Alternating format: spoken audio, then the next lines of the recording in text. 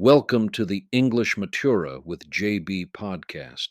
Here's something wild. Every November 5th, people across Britain celebrate a failed terrorist plot from 1605 by lighting massive bonfires and burning effigies of the would be bomber. But the story behind Guy Fawkes Night is even stranger than you'd imagine. That's fascinating. How did a foiled assassination attempt evolve into this huge cultural celebration that has lasted over 400 years? Well, it all started when Guy Fawkes was caught red handed guarding 36 barrels of gunpowder beneath Parliament. The Catholic conspirators had planned to blow up not just King James I, but the entire Protestant leadership during the state opening. Hmm. And the authorities turned it into this massive propaganda opportunity, right? I mean, they literally made it illegal not to celebrate the king's survival. Exactly. Parliament passed the Observance of 5th November Act, making it mandatory to attend church services giving thanks. But here's what's really interesting. In places like Canterbury, they celebrated in 1607 with over 100 pounds of gunpowder. Talk about fighting fire with fire. You know what fascinates me? The celebration evolved in response to the prevailing political drama of the time. Oh man, exactly.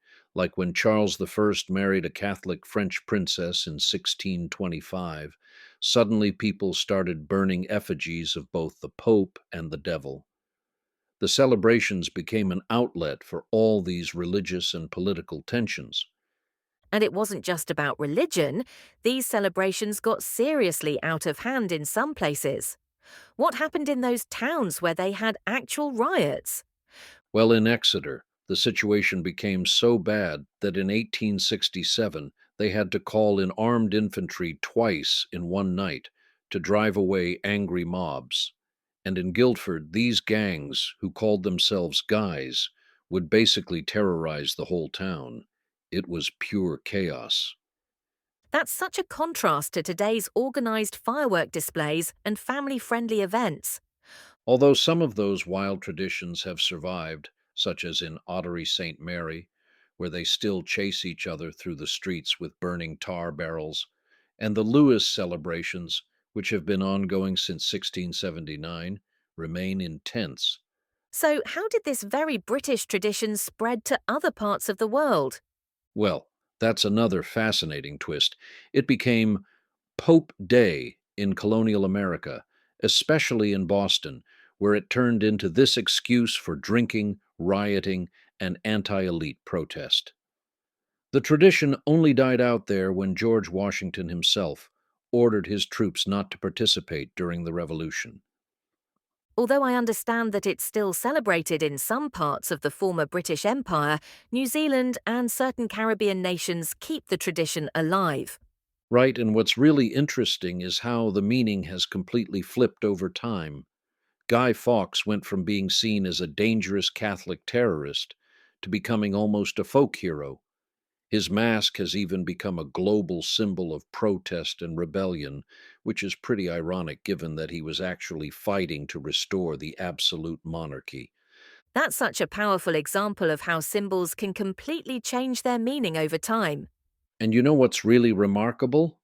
The way the celebration has become more inclusive. These days, Catholic families enjoy the fireworks just like everyone else, even though some people were calling for an end to the celebration as recently as 1998 because of its anti Catholic origins. Well, at least we've moved past the days of religious riots, though I have to say, burning someone in effigy is still pretty dark when you think about it. That's what makes these historical traditions so fascinating.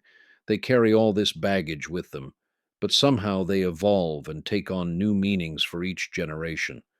Like that famous rhyme, Remember, remember, the 5th of November. Most people reciting it probably have no idea about the complex history behind it. Hmm. It's incredible how this celebration has managed to survive for over 4 centuries by constantly reinventing itself. And that's really the key takeaway here. how something that started as an intense Protestant Thanksgiving celebration became an excuse for public disorder and has now transformed into a community celebration that brings people together rather than dividing them. However, you may want to skip the burning tar barrels unless you're in Ottery St. Mary. Well, that's all for today. Goodbye.